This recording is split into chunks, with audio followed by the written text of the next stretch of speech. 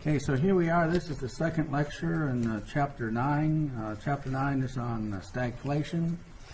And as usual, I do have something from today's Wall Street Journal.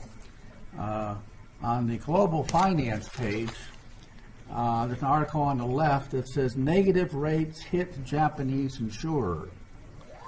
Now, negative interest rates. How do we come by negative interest rates? Or why do we have negative interest rates? Now remember, does the market determine interest rates? No, interest rates are determined by our monetary authorities. Okay, so it's not a free market. And in a free market, interest rates today would not be near zero, or in much of Europe and Japan, they wouldn't be actually negative. I mean, I don't think that negative interest rates would ever even exist in a free market. Now, something about insurance companies, something I mentioned before, how do insurance companies pay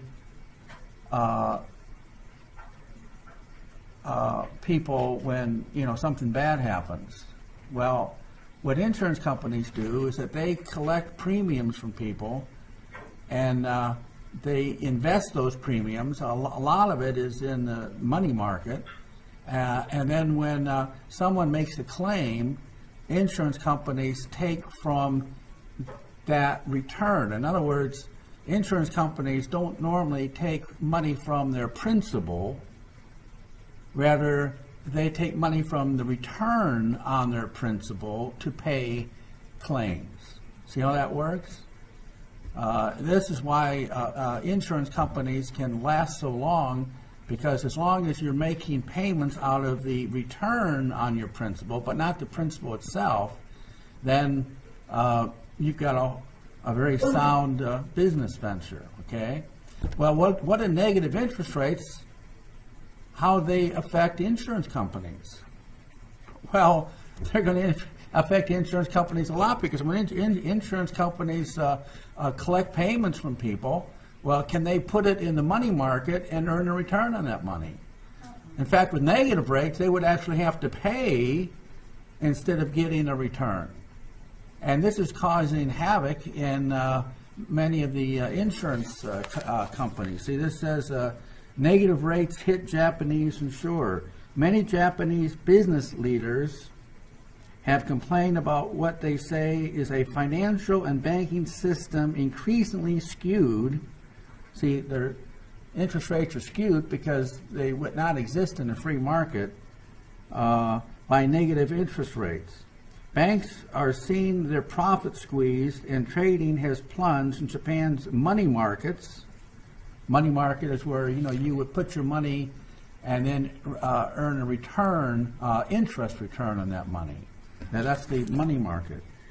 And trading has plunged in Japan's money market, where big banks and others usually park excess cash to earn some interest. So this is, this whole policy of quantitative easing, creating money, lowering interest rates close to zero is really causing havoc amongst a lot of businesses. Okay, and as I told you last time, in my opinion, that's going to be the one, the decision to actually lower interest rates to zero to create money, quantitative easing, create money, lower interest rates to zero, in the long term is going to cause, I think, could usher in another depression, just like the mistakes we made back in the 1920s, that led to the collapse in the 30s. Well, another article here on the same page says payday loan rule is taking shape in U.S. It says borrowers who use payday loans. Now, who goes to borrow money from a payday loan business? Only people with very low credit ratings. I mean, if you have a good credit score, you're not going to go to a loan, a payday loan business to borrow money, because, well, lots of reasons. For one reason, of course, is the interest rate is going to be a lot higher than you would pay at a bank. But here's really the point I wanted to make. There's more than just interest rate, correct? Now, in an earlier lecture, I told you the difference between credit cards charging the average daily balance method of interest calculation and the two-cycle method. Very quickly, with the average daily balance method, if you owe, let's say, $2,000, and you make a $500 payment, then how much do you owe interest on the next month? Well, only $1,500, right? You owe $2,000, so you pay back $500. So the next month you owe interest on $1,500, correct? Now with the two-cycle method, the way some credit cards use, if you owe $2,000, and assuming, of course, you're carrying over balance from month to month, this doesn't work if you pay it off in full every month. But if you carry over balance, if you owe $2,000 and you make a $500 payment, then how much interest do you owe on the second month? Well, the two-cycle method, you still owe interest on $2,000.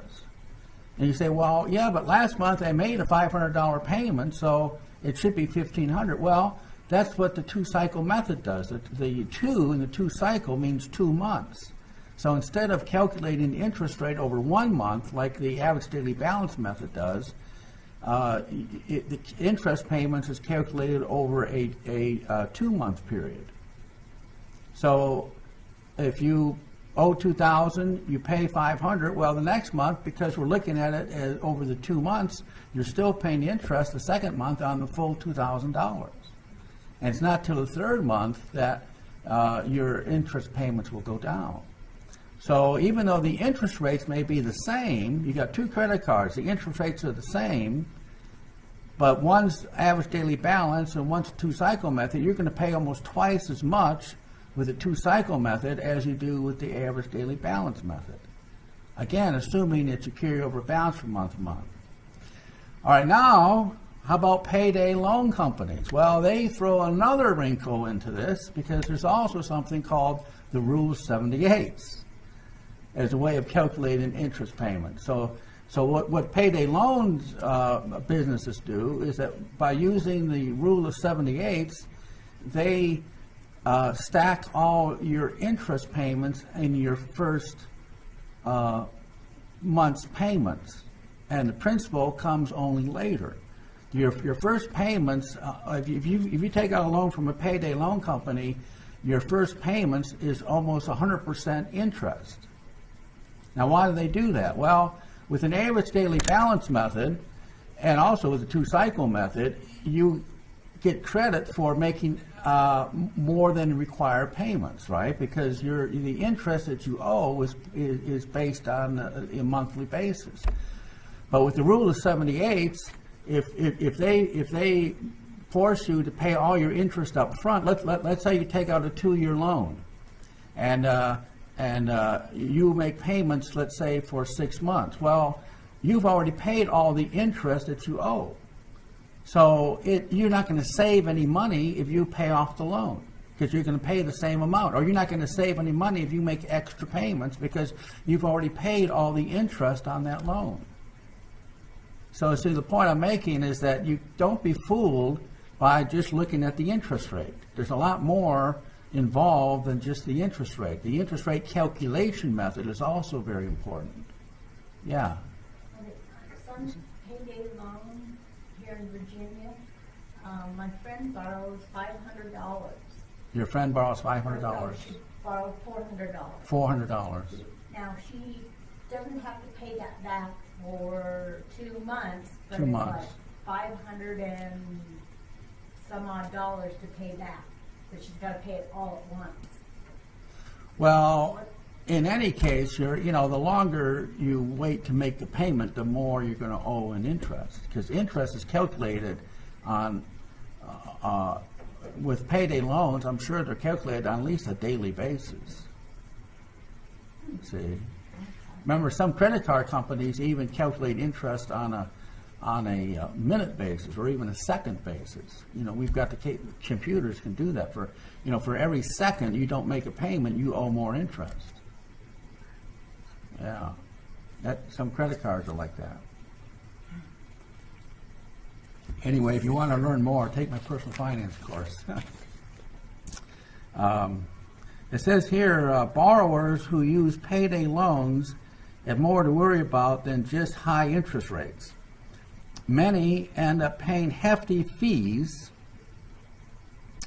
to banks and even have their checking accounts closed if their balances are too low to cover automated payments. So there's a, you know, a lot to, you should, you can be easily taken advantage of in the financial markets if you don't know how the game is played. That's really the point. It's real easy to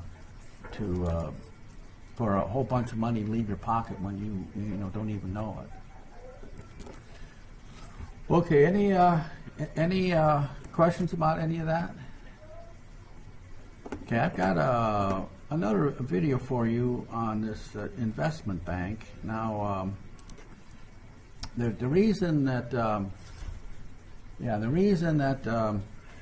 I'm giving you some more information on this investment bank is that it is such a major event that's going to affect all of us.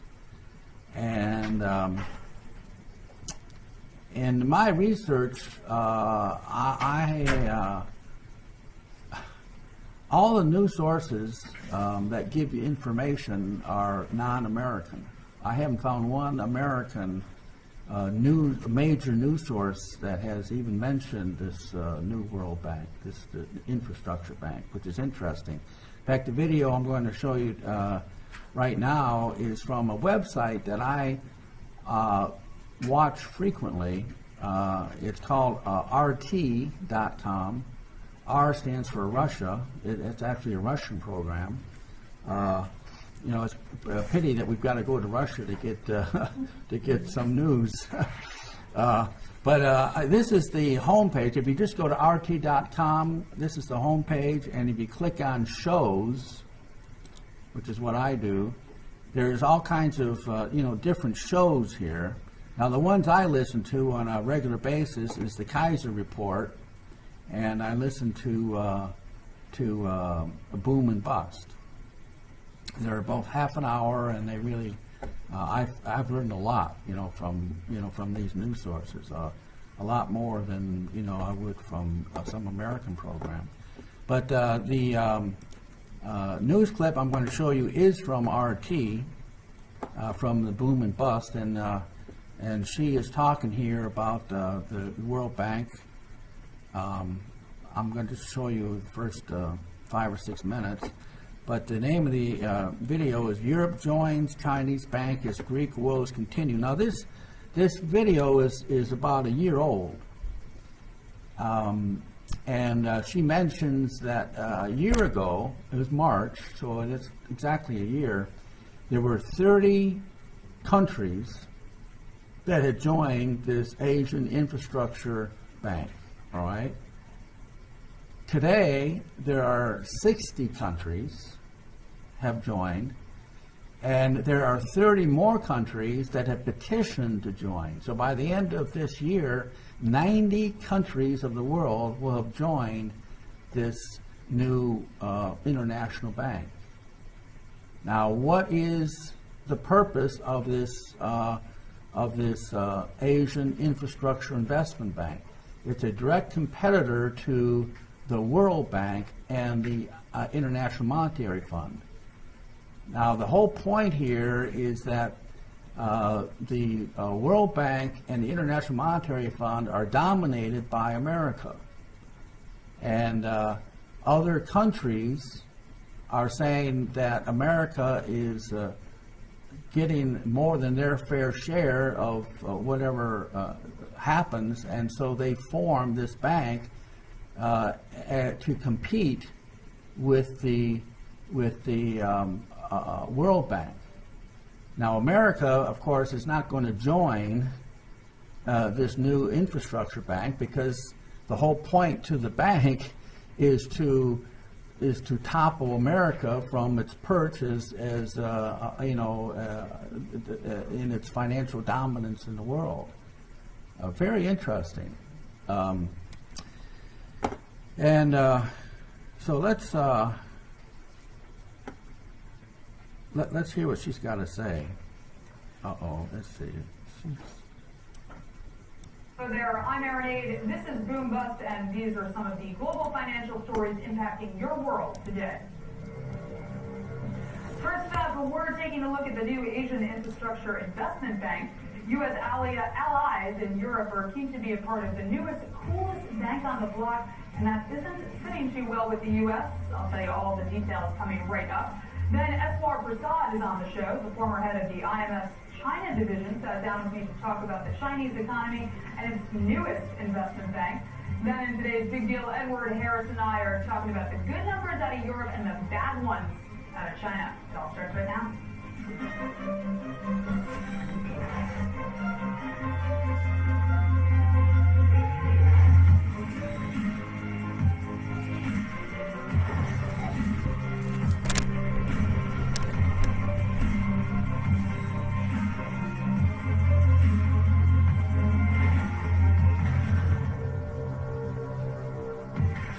Our lead story today, the Asian Infrastructure Investment Bank. Now, over the past couple of weeks, large Western countries, led by the United Kingdom, have rushed to join the China-run Asian Infrastructure Investment Bank. March 31st is the deadline for founding members, and at least 35 countries, most of them in Asia, have joined. However, Germany, France, and Italy have followed Britain in saying that they would also join the bank. The eager European applicants have certainly annoyed the United States. And last week, the U.S. urged countries to think twice before signing up for the new development bank. The resolute move of U.S. allies to participate in Beijing's new bank is a diplomatic blow to the U.S. for sure. Now, Europe's eagerness to partner with China's economy also comes at a time when negotiations between Brussels and Washington have been tense. Asian governments in the EU are frustrated with the U.S. Congress, which has held up a reform of voting rights, the IMF. Rights which would give China and other emerging markets more say in the global economic governance. Now, as for the AIIB, here are some of the facts. It will draw funds from members according to the size of their economies. The bank will start with $50 billion in capital. However, that figure will eventually double. China has also earmarked $40 billion for its Silk Road Infrastructure Fund and another $10 billion for the proposed new development bank, members of which include Brazil, India, Russia, and South Africa, the BRICS, we all know them.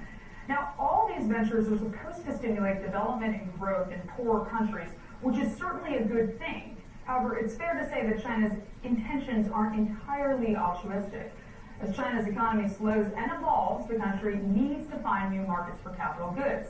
Better transport links will make nearby countries more attractive as suppliers for Chinese manufacturers and as consumers of Chinese-made goods. And as Reuters' Peter Larson points out, Asia's infrastructure shortfall is not because of a shortage of money. Yields on government bonds are at record lows, and Western banks and pension funds are eager to fund long-term projects that offer a slightly better rate of return. According to Standard & Poor's, global project finance reached $321 billion last year. However, the problem is that many Asian governments are too shaky and their legal structures too uncertain to give commercial lenders any confidence that their funds will be invested responsibly and eventually returned. But multilateral institutions like the AIIB should be able to help by giving official approval to projects and by setting up public and private partnerships. Bottom line, countries around the world recognize China's growing economic influence, and by getting involved in the Asian Infrastructure Investment Bank early, they have a better chance of putting the bank on a sounder path, along with influencing the institution overall. And as the old adage goes, if you can't beat them, join them.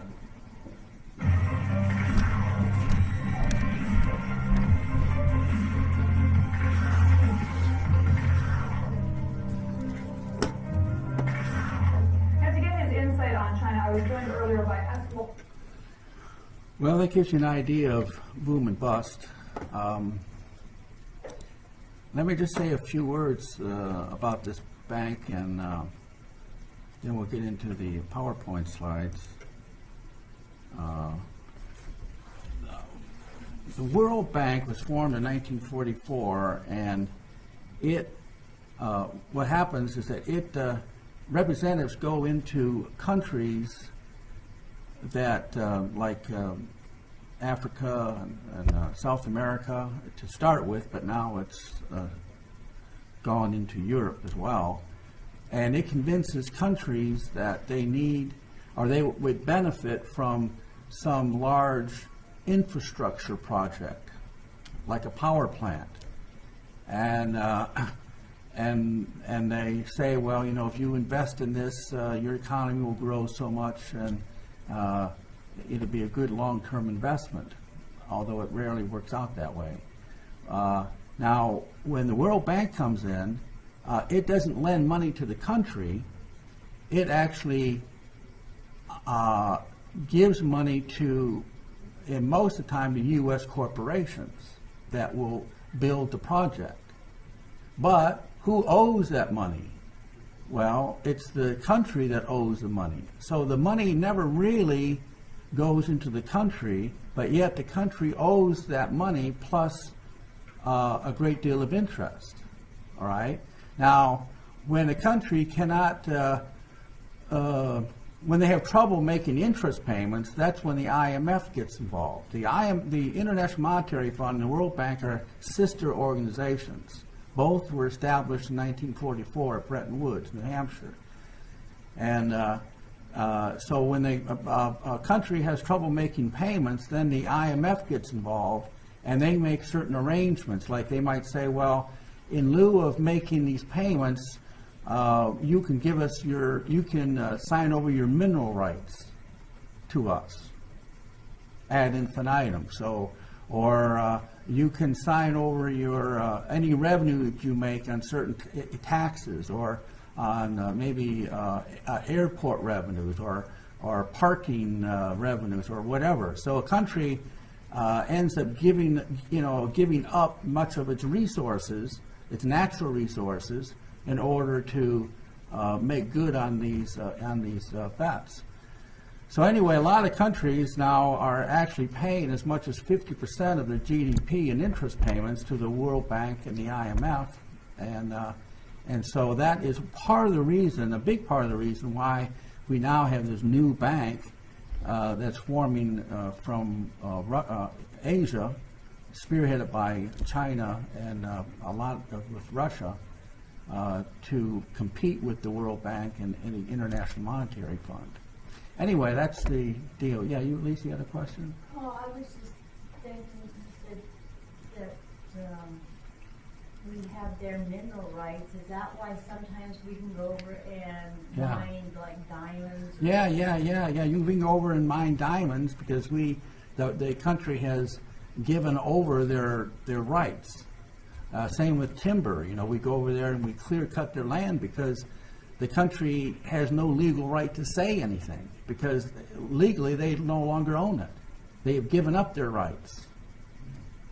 And this is what the IMF does. See, I mean, they make these arrangements of, oh, you can't make your payments, so, you know, let's see what we can do to make sure that you can make your payments. Now, this all started in South America and then in Africa, but now the European Economic Community is actually doing it with their own members. You know, the reason Greece is having such problems is for the same reason.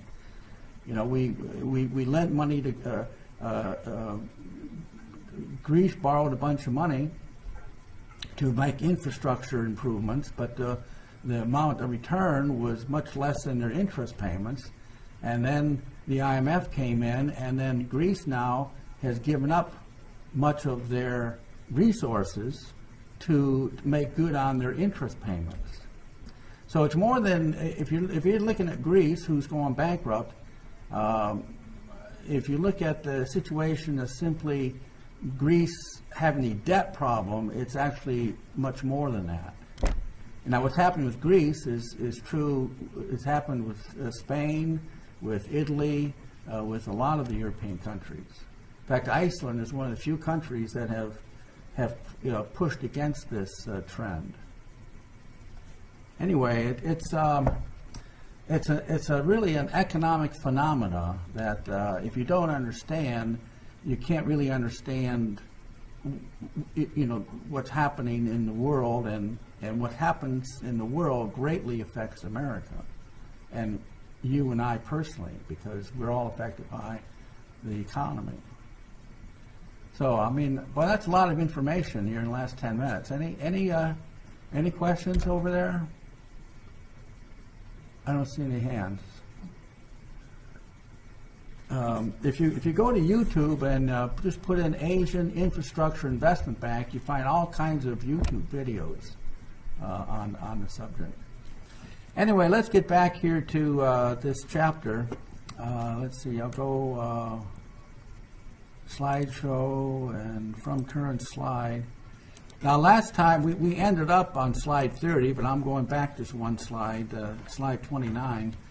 There are two types of fiscal policies. Remember, discretionary fiscal policies are policies where someone, like in Congress or whomever, makes decisions to do this or to do that. Okay? Now, by the way, many of these type of fiscal decisions, fiscal policies, in terms of counteracting inflation and unemployment, actually come from a combination between the Congress and the President. Now, a lot of our regulations, however, are regulations that deal with specific areas of our economy, don't come from Congress or the President usually, but they come from these different institutions like the IRS or other government agencies like the Consumer Financial Protection Bureau. I mean, it's these agencies that make up these regulations. Okay, so there's a little bit of difference here between fiscal policies and the regulations that are put out by these different government agencies. But if you're looking at discretionary fiscal policies, we're talking about the President and Congress. Anyway, discretion means, we've got to make a decision to do this or to do that. Whereas automatic stabilizers are fiscal policies, but they're different than discretionary fiscal policies because they are programs that have already been instituted and the money's already been allocated and the conditions have already been laid out, and so that if there's a certain situation that qualifies, then money automatically goes to those people. Like unemployment benefits is a automatic stabilizer. When people become unemployed, if they meet the requirements of the law, and then they receive payments according to the law, so much money for so long according to however they fit the requirements of the law. And these are called stabilizers because the last thing in the world that we want is for a bunch of people becoming unemployed and for them to simply stop spending money. So by giving them money, then demand is propped up and we prevent unemployment from getting worse as quickly as it would without these automatic stabilizers. Okay? Many welfare payments are in the form of automatic stabilizers. So there's a great deal of an agreement between Keynesians and Austrians about automatic stabilizers, but there's a big disagreement on discretionary fiscal policies. Keynesians tend to support discretionary fiscal policies, and Austrians are not supportive of discretionary fiscal policies, generally speaking. So what are our failings of a discretionary fiscal policies? Well, now, what I'm going to talk about now are some reasons why Austrians are not in favor of discretionary fiscal policies. Okay? Well, the first thing, the first problem that authorities face with discretionary fiscal policies is time lags.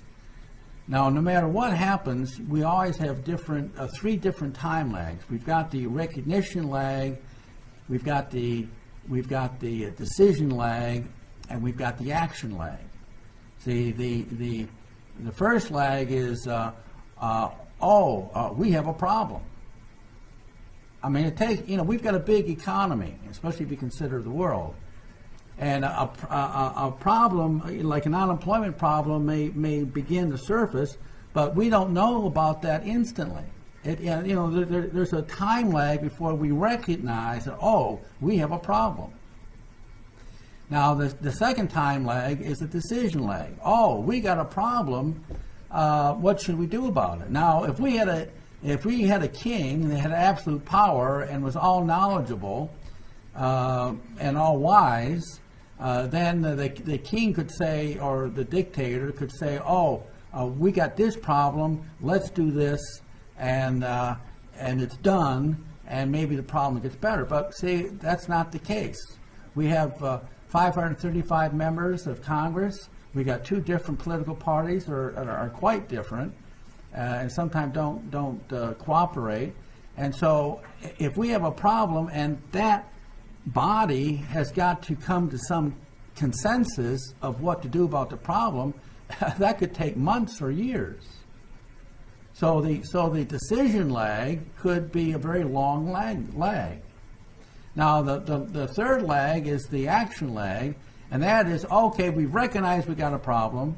We have collectively decided what to do about the problem. Now let's implement what we've decided to do. Now that also may take time. And however much time that takes, that's called the action lag. Now, the point here is, we got, let's say, an unemployment problem. What should we do? Well, we got the recognition lag, we got the decision lag, we got the action lag. Well, maybe 2 years or more have gone by since we recognized we got the problem. So do we have the same problem today that we did 2 or 3 years ago?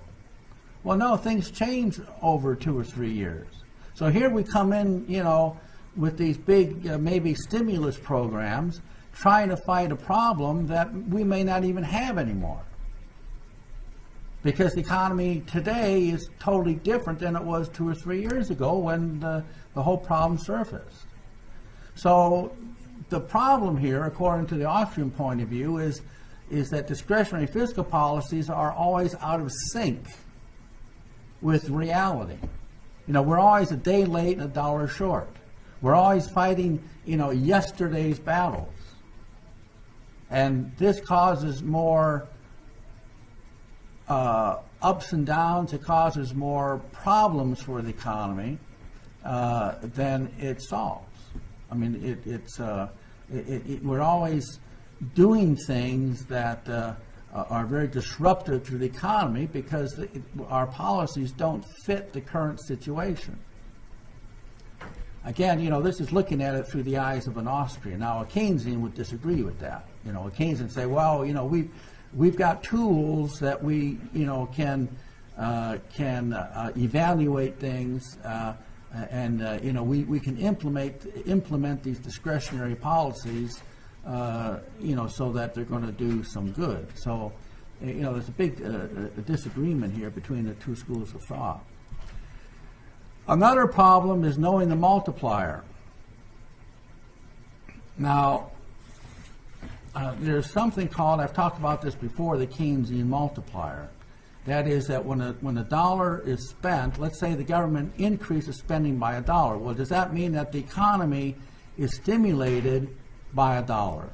Well, no, not really, because when the government spends an extra dollar, somebody receives that dollar, and then the second person will spend most of it, and then the third person will receive what's left, but they will spend, most of it, and so we have what is called a multiplier effect. Now, if the Keynesian multiplier is 4, let's say, then what that tells us is that for every additional dollar injected into the economy, eventually, over time, spending increases by $4. I mean, that's if the Keynesian multiplier were 4. If the Keynesian multiplier were 2, then for every dollar spent, there would be an increase in GDP of $2. Okay? Now, Keynesians say, well, we can calculate this, the value of this multiplier, where Austrians would say, well, maybe yes and maybe no. But if you're going to make fiscal decisions that are going to do going to be of more benefit than harm, you've got to know the value of the multiplier. And sometimes you can't always know what the multiplier is. See, again, Keynesians rely more on statistics and figures and numbers, and they think that they can calculate things very closely, whereas Austrians are more suspicious of such calculations.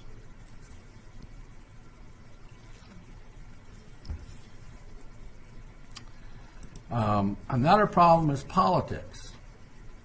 Now, if we have an economic problem, can we assume that Congress is going to make decisions? I mean, even if they understood the problem, which is a big if, but even if they understood the problem, is there any guarantee that they're going to make decisions based on economics and not politics? Well, if you've lived more than a few weeks in this world, you know that, politicians mostly make decisions based on politics and not economics. And so what Austrians say is, well, we can have all these tools, but in order for these fiscal tools to work, number one, you've got to assume that the decision makers, in this case, let's say it's Congress, know what the problem is. Now, that's a big if in itself. I mean, how many congressmen, you all know more about economics than most congressmen. I mean, most congressmen have never, taken, even a course in economics. I mean, most of them are lawyers and social science people. And I mean, there's nothing wrong in that, but I mean, these are economic decisions. So, those people who are making these decisions, if they don't know anything about economics, are they going to make good economic decisions? And then secondly, even if they did know about economics, can we assume that they're going to make decisions based on that economics and not politics? And the answer is almost always they're going to make decisions based on politics. Okay, so how can we have a system that assumes that our decision makers are very knowledgeable and that they will make decisions based on economics? I mean that's a false assumption. And fourthly, there are structural changes. See, every time we change something, we are, like, let's say the tax laws, we are changing the structure of our economy. And sometimes, when we change the structure, we don't know what the end result will be. So, see, with discretionary fiscal policy, that requires us to change something. See, with automatic stabilizers, we're not changing anything. The law is set, it's not changing, and it only goes into effect under certain conditions. But with discretionary fiscal policies, we are doing something that changes the structure of the system. We're changing the tax system. We're changing our import-export laws. We're doing something that could have repercussions that we can't anticipate before the fact. And accurate forecasting. If we're going to make discretionary fiscal policies, we've got to know, if we do this today, what's going to be the result tomorrow? Or more specifically, we know what's happening today, but can we anticipate what's going to happen tomorrow based on the present conditions? In other words, to make beneficial discretionary fiscal policies, we have to be able to forecast, to predict now what's going to come up in the future. And there are too many variables in life that simply are unpredictable. I mean, the weather can change, earthquakes, there might be political changes, revolutions, wars. I mean, all kinds of things may come up that will, change the dynamics of a situation that we can't possibly forecast before the fact. And international events. See, so often, officials like Congress make decisions in a bubble. That bubble being, in our case, the United States economy. And instead of being totally cognizant of international events, they simply make decisions based on what they can see nationally. But yet, our economy is greatly affected by what happens out there in the world. And so these international events, like the Asian Infrastructure Investment Bank, would have a profound effect on the American economy in a negative way in this case. And yet, maybe, this bank would, the thought of this new bank came into existence maybe 5 years ago, and now it's just last week, it was fully operational. It's only been a week since this bank has been fully operational. And yet, this new bank is going to have great effects on our economy. But yet, decision makers, even today, they may not know. Most Americans, if you go out there and ask them about this new Asian bank, most Americans don't know about it because it's not in the American news. The Wall Street Journal, from as far as I know, has never reported on it. The mainline news programs have never, given any news on it. You had a question? Yeah. What kind of effect is going to make on world economy? On the world economy? Uh-huh. Oh, tremendous. We've got, the whole world is literally ganging up against the United States. Okay. What about World Bank when it makes loans for Africa and other Asian, whenever they don't pay, if it takes mineral, Yeah. the same thing is making effect on the economy too. Like which one is the right? Oh, you mean, now you're talking about the comparison of the two Yeah. banks? Mm-hmm. That's a very good question. I got a question over here. Because that thought is into my mind too. The question is, okay, we've got this new Asian infrastructure investment bank, and they're going to compete with the World Bank and the International Monetary Fund. Well, are they going to play the same game that the World Bank has been playing by, and I can't answer that. I would like to think that they're not going to repeat the same game plan, that they'll be more fair to, third world countries and other countries, but it's too new. We'll just have to wait and see. But that's an excellent question. They doing it. This thing is going to Africa right now. They just Yeah. colony and just Yeah. invest in everything. Yeah. Just loan everything. Is Yeah. free. Yeah. I'm sure they're not. Those people they're not gonna pay for 100 years, so they're gonna stay there, take minerals, take gas. oil, everything. Yeah. They just repeating. Yeah, that's what's happening. Yeah. What are you from? Ethiopia. Yeah. So you've experienced this. They do the road, everything, construction, every stuff. Yeah. So what he's saying, he's from Ethiopia and he's experienced this, where these corporations come in and make these big infrastructure projects, right? And then the country gets into debt over them, and the return on these projects aren't near what the projected returns were. In fact, I watched one video where there's huge electrical plant that's built on an earthquake, zone, and it's never been, cost millions of dollars, but it's never been used because they can't use it, and yet none of the money went to the country because the money is given to the corporations that build the facility, and then the country gets deeper in debt but still owes, and so that's when they, through the International Monetary Fund, that's when they start giving up their mineral rights and their timber rights and things like that. Yeah, 'cause they're mining opal right now out of Ethiopia. Yeah. And by the same, but when they mine opal out of Ethiopia, like you say, it's not Ethiopia that's gaining from that. It's these other international organizations, these corporations. They even, It's a world phenomena, and they even loan the money, and then they're gonna bring their own employees. They're gonna bring their own stuff from China, from other cheaper stuff.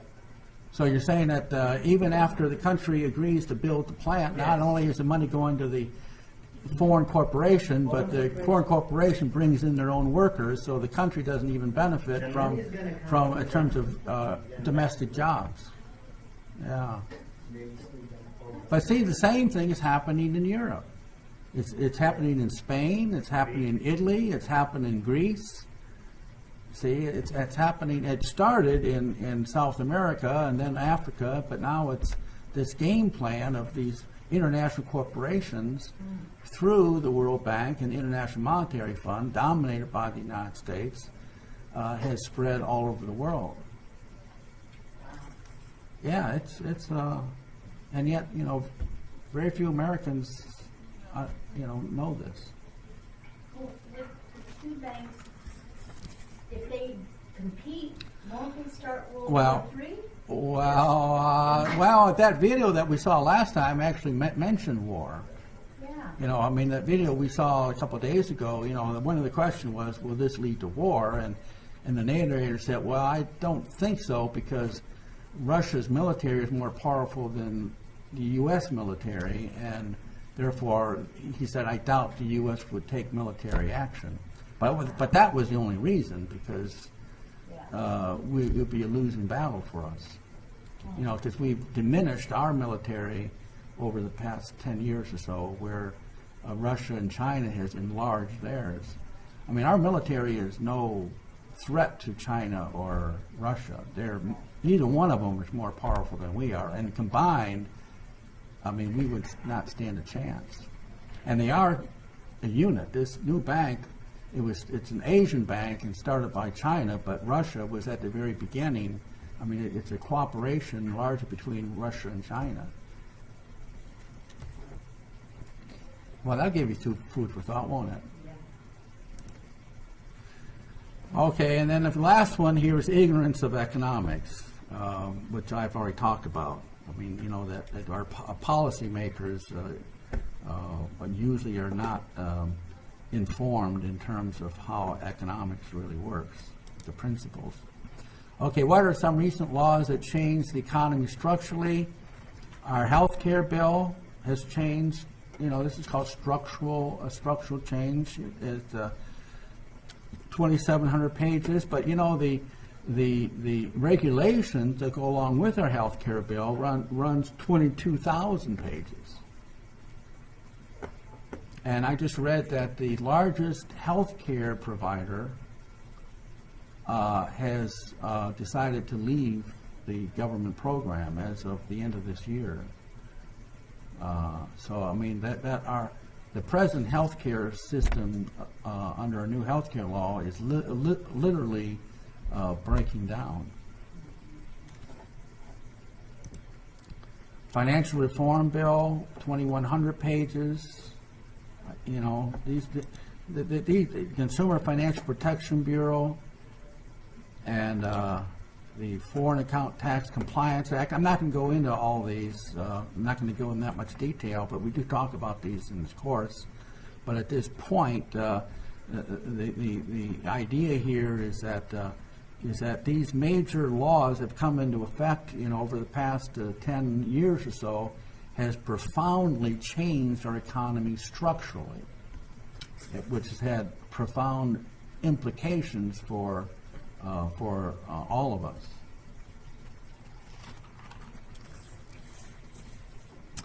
And the Consumer Financial Protection Bureau, I've talked about this before, but let me make a point here. And remember, one of the points I made is that power is becoming not so much centralized as becoming actually defragmented amongst different government agencies. And this Consumer Finance Protection Bureau is an excellent example. This was brought into existence in 2010 under an executive order. So Congress, either the Senate or the House of Representatives, had nothing to do with it, and yet it's got almost complete authority over our financial sector. And according to our Constitution, the checks and balances would be that the Congress controls the purse strings. But this agency was tucked under the Federal Reserve, and the 10% of the assets of the Federal Reserve support this agency, so Congress doesn't fund it. So Congress had nothing to do with instigating it. Congress has nothing to do with funding it, and yet it has, in fact, as it's written in the law, the president has no authority over this agency.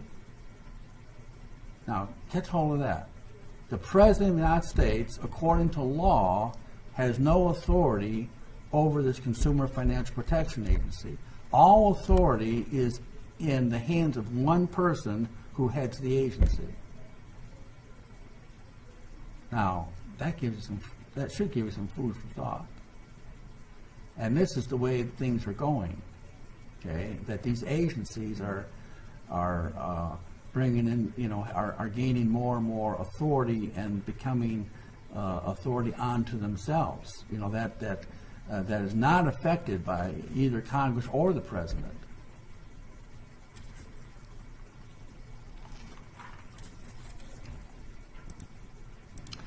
How does the health care bill work? Must cover everyone who applies, and everyone must purchase insurance or pay a fine. And this fine, of course, goes up every year. If you don't have insurance, you have to pay a fine, after at least adults. And one of the problems with the health care law is that no one can be turned down. And so what people are doing is that they're taking out insurance when they know that they're going to need it. Like they've been diagnosed with some sickness and they know they need an operation, but they can put off that operation. So they'll wait till the opportune time to join the health care. The health care will pay for their operation, and then they drop the insurance. I mean, that's common, because that's the way the law is written. That's why there's a period, I don't know how many months it is, but it's 4 to 6 months. I'm a little shaky on these facts here, but there's you can't sign up for insurance under the new health care law at any time during the year. It's only at certain months out of the year. And the reason that the law was written that way is to discourage people from simply taking out insurance when they need it and then drop it, and then they may need it again 6 months later, so they enter again. And I mean, if everyone did that, clearly the system would go bankrupt soon. But despite all these ways that the government has tried to design the program to discourage that, it's still happening to a large extent. People are taking it only when they need it and then dropping it. And so, this is causing problems. And of course, another big problem is that the way the system was designed was that the young people were supposed to join in large numbers and pay high premiums to support the older, sicker people. But the young people are evidently smarter than the government thought, and a lot of them aren't taking the bite, and they're saying, well, I'm healthy, so why should I pay all this money for insurance, and I'll simply pay the fine, and that's a lot cheaper than buying the insurance.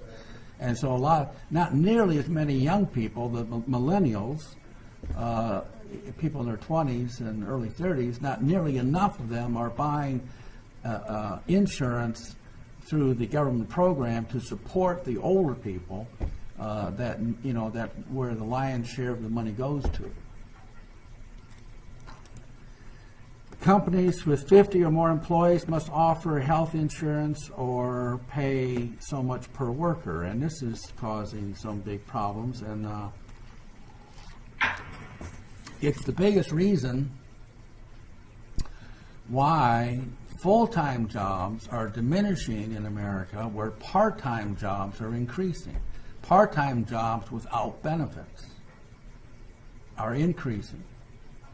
And this is a big part of it. You know, corporations are saying, well, we can't afford this, so we'll instead of having a full-time worker, one full-time worker, well, we have to pay these health insurance benefits to. We'll hire 2 part-time workers and not have to pay the health insurance. So they've got every incentive. You know, people will do what they have an incentive to do. Corporations do what they have an incentive to do. And the way the law is written, there is an incentive for businesses to offer more part-time jobs and fewer full-time jobs. And the part-time jobs come without the benefits of the full-time job. And that's the new world that we live in. And that's a big difference between my world when I was your age and your world. You know, when I was your age, full-time jobs with full benefits was the norm. And any college graduate could fully expect to get a full-time job with full benefits. I mean, it was just like automatic. But that's not the case today. I hope you're all getting the picture that, you know, these things that we talk about in this course affect you personally. This is just not something you hear about in the college course and are not affected by it. We're all affected by these things in a real way. How does the financial reform law protect big business? Identifies which non-bank financial institutions might cause instability if they fail, if so, stringent regulation by the Fed in exchange for protection. The financial reform law is part of the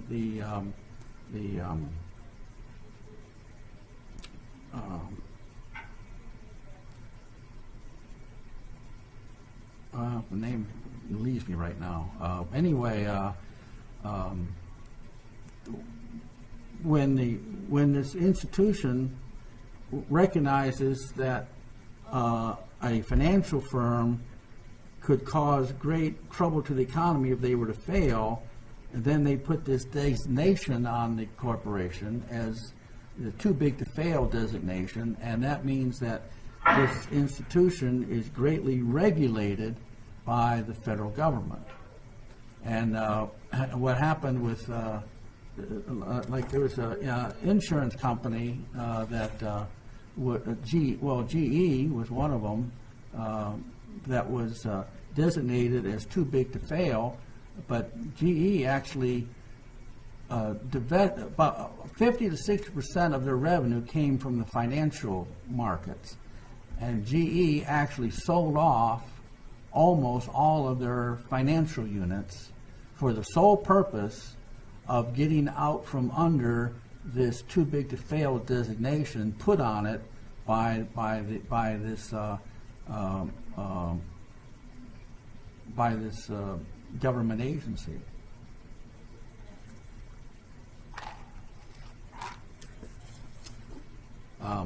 Anyway, it's a big deal. Which firms can get preferential treatment? Participants in rent seeking, leading to a symbiotic relationship between politicians and business. See, what's happened is that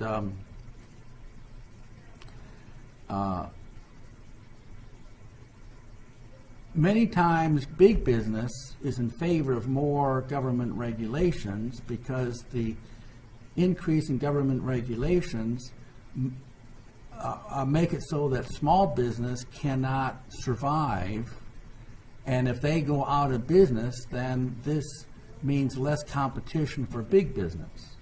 So big business often, will be in favor of more regulations because that means that they can gain market share, which over the long run, despite the regulations, means more and higher profits.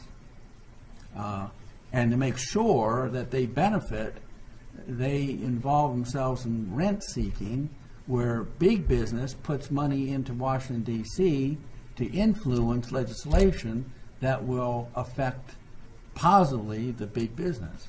See, that this little business, don't think, you can't say, you can't talk about just business, because there's a huge difference between little business and big business, okay?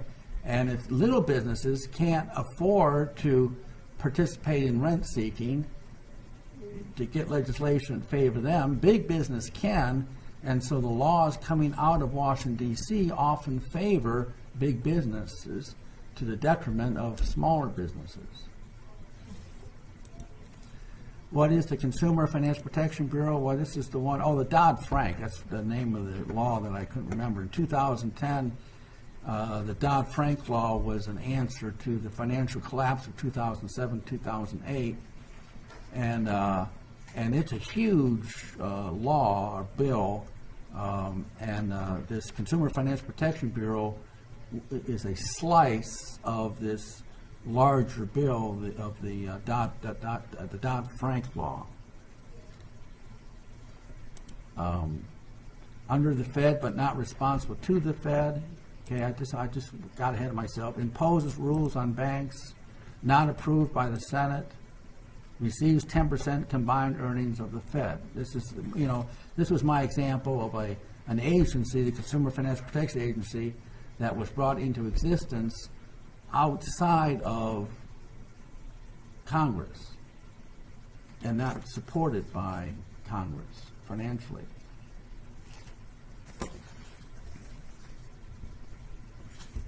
So I got ahead of myself on this one. FATCA is an interesting law. FATCA stands for Foreign Account Tax Compliance Act.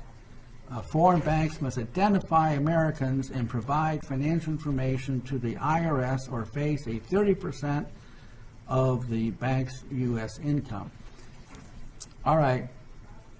What's happened here is that tax laws, not only have taxes increased, but they become more, the U.S. is the highest corporate tax rate in the world, and we have the most stringent regulations imposed on business than any country in the world. And so as a result, what have many American corporations done? They have left America and gone to other countries. Most of our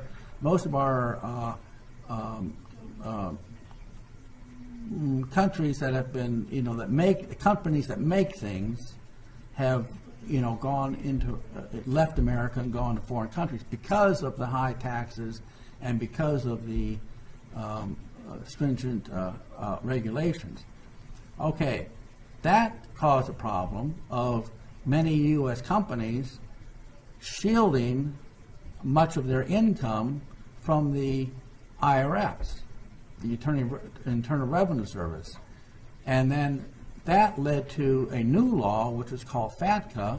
And what FATCA does is that it requires all financial institutions in the world to report to the IRS any American participant.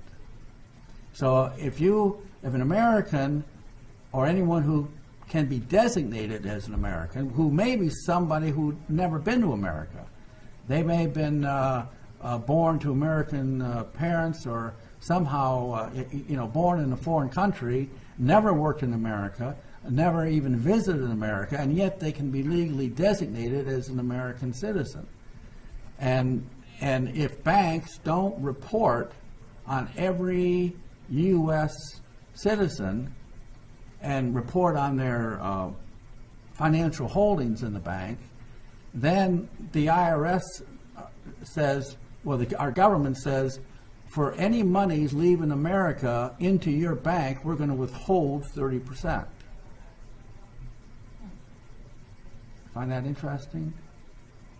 So, instead of looking at the reason why American companies have left America, due to the taxes and regulations, instead of easing the regulations or lowering the taxes, they've simply passed a law that makes it more difficult for foreigners to do business in foreign countries. That's really what it amounts to. what effect of big government on the factor, by the way, you have this 10-point essay that you can write on different subjects, and one of the subjects that you can write on, the 500-word essay, is FATCA, the Foreign Account Tax Compliance Act. The key word there is in compliance. The law was written to make sure that every American citizen in the world is compliant with our American tax laws. That's why it's called the Foreign Account Tax Compliance Act. See, the word compliance is the key word there.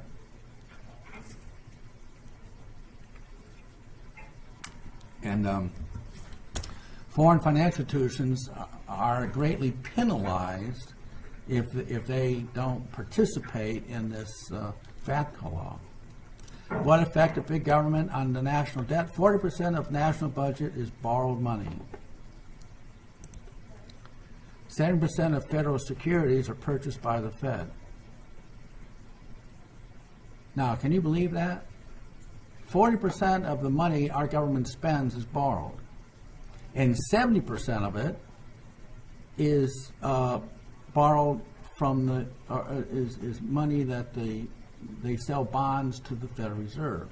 Now, not all that money is in the form of quantitative easing. I mean, it's not all created money, but a lot of it is. How much, I don't know.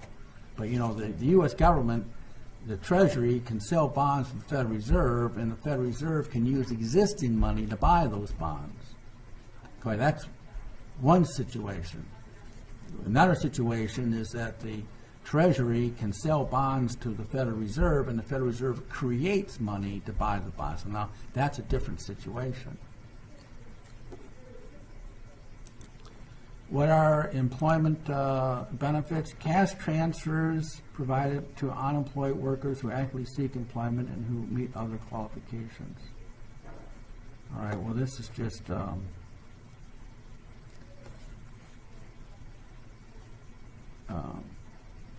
unemployment benefits. Yeah. This just explains what unemployment benefits are. And what is the Phillips curve? Shows an inverse relationship between inflation and unemployment.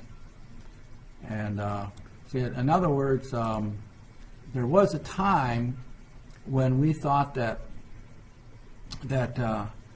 if we had inflation, we would have full employment, and if we had unemployment, we would have stable prices. But we couldn't have both problems at the same time. Now, if you have one problem or the other, if you have either inflation or unemployment, then discretionary fiscal policies may be effective. You might say, oh, well, we've got an unemployment problem, so let's do this and this, and that might make the situation better. But in the 70s, we had stagflation, where we had both problems at the same time. And that is a problem for Keynesians, because if you're going to use your discretionary fiscal discretionary fiscal policies and your monetary policies to fight one problem, then you make the other worse. If you've got inflation and unemployment at the same time, if you say unemployment's a problem and you stimulate the economy, inflation gets worse. Or if you say inflation's the worst problem and you restrict the economy to fight inflation, then the unemployment problem gets worse. So what is stagflation? We call that stagflation. Unemployment and inflation increase at the same time. Why is stagflation a dilemma for policymakers? I just explained it. That's what I just said. And what is a conflict? Fiscal monetary policies can move it. Now get this. There were times in the 1970s where fiscal authorities were saying, oh, unemployment's the main problem, so we got to fight unemployment by stimulating the economy. Whereas monetary authorities were saying, no, inflation's the worst problem, so we've got to restrict the economy. So we've got fiscal, in the 70s, at times, we had fiscal policies trying to stimulate the economy and monetary policies trying to restrict the economy. Now, is that called insanity or what? Isn't that amazing? And that really happened in the 70s. And what is the Full Employment Balance Growth Act of 1978? Mandated the Fed to ensure full employment and stable prices.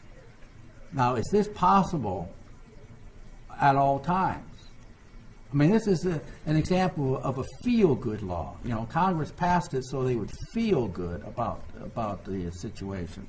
But if you have stagflation, can the Federal Reserve make policies to fight both problems simultaneously?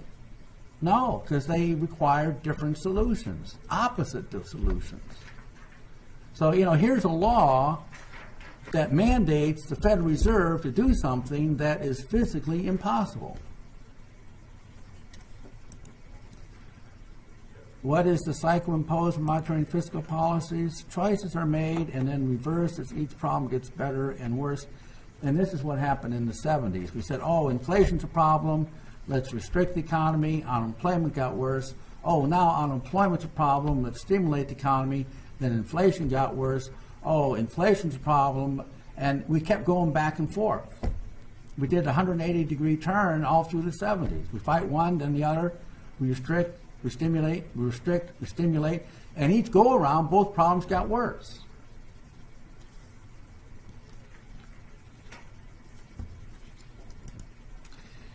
And here is why. Now, this graph explains everything, all right?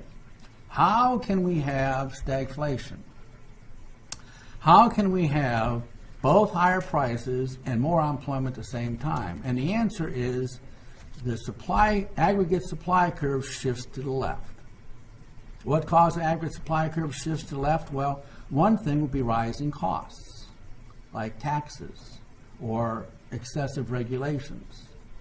When costs go up, or it could be, like in the case in the 70s, it could be unions bargaining for pay raises greater than their increase in productivity. Or in the 70s, it was the price of oil going way up because of OPEC. But whatever the reason, when costs go up, your average supply curve shifts to the left. If you own a business and your costs go up, what happens to your ability to supply? It goes down. What happens? The supply curve shifts to the left. Okay, high cost, supply shifts to the left. Business can't supply at the higher costs as they did at the lower costs. Now remember, cost and price are two different things. Cost is what a business pays to produce something. Price is what you and I pay for the finished product at the store. So when I say costs go up, I mean those things that business pays for. They're costs, not the price of the product. But when costs go up, the supply curve shifts to the left, and the result is both higher prices and less employment. Q down here is a measure of GDP, and when Q goes down, that means more unemployment. So when you shift the supply curve to the left, you get stagflation. You get higher prices and more unemployment. Something that the Phillips curve said was not possible. In fact, we didn't think it was possible until the 70s. But this is what happened in the 70s. So if this is the problem, what is the solution? Well, if the problem is a shift to the left of the aggregate supply curve, the solution is to shift the supply curve back to the right. How do we do that? Well, if we, meaning government, fiscal policies and monetary policies, what we have to do is fiscally and monetarily take action to lower costs. Lower costs on who? Well, business. If we can do what we can do to lower costs on business, then we can shift the supply curve back to the right, and we get lower prices and more employment. So what did we do? Well, what we did in the latter part of the 70s, one thing we did is we lessened government regulations on business, and we lowered business taxes. And that did shift the supply curve to the right. And we did break the back of stagflation by 1980. Isn't that what they call Reagan economics? Yes. Yeah, it was during Ronald Reagan's term, and that was actually called either Reaganomics or supply side economics. See, the whole point here is that you can't solve a supply problem with demand remedies. See, Keynesian economics relies almost exclusively on demand. If we can manage demand, then we can manage the economy. I mean, what is the whole purpose of low interest rates or negative interest rates in much of Europe? Demand. They're thinking, well, if we can lower interest rates, people will borrow more and they will spend more. See, this is a demand-driven philosophy. But the problem isn't always a demand problem. Okay? And that's what happened here. It's not a demand problem, it's a supply problem, so we got to solve it through supply remedies.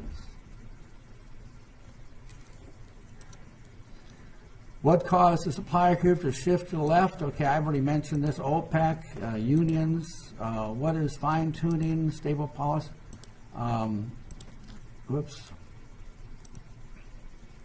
What is fine-tuning and stable policy settings? Well, there's something called fine-tuning and course tuning. Course tuning would be, let's use our discretionary fiscal policies in broad strokes. In other words, let's not try to manipulate things closely, but let's paint it with a broad paintbrush sort of thing. Whereas fine-tuning would be policies that would be try to affect changes in the economy in every little way. And what happened in the 70s is that we learned that fine-tuning caused more problems than it solved. And during the 80s, but by the end of the 70s and the 80s, Keynesians still relied on discretionary fiscal policies, but more in terms of broad strokes, in terms of course tuning rather than fine tuning. That was a shift that happened, from the 70s to the 80s, and today we don't, it's still that way. Really, we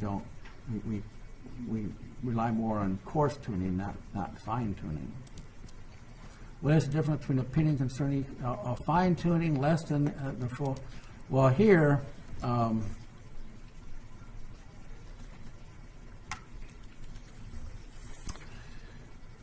There was a time when Keynesian economics was very popular. This is like in the 60s. And we thought that we could fine-tune the economy to make sure that it was always at or moving toward a full employment equilibrium. But that was fallen out of favor. And we realize even today that we can't really manipulate things that finely. We can't even know for sure where the full employment equilibrium is. We're not that, we can't read the economy that exactly. And I think that's a general consensus of, most economists. 80, 81, Reagan lowered taxes on business. Paul Volcker, chairman of the Fed at the time, decreased the money supply for a long time.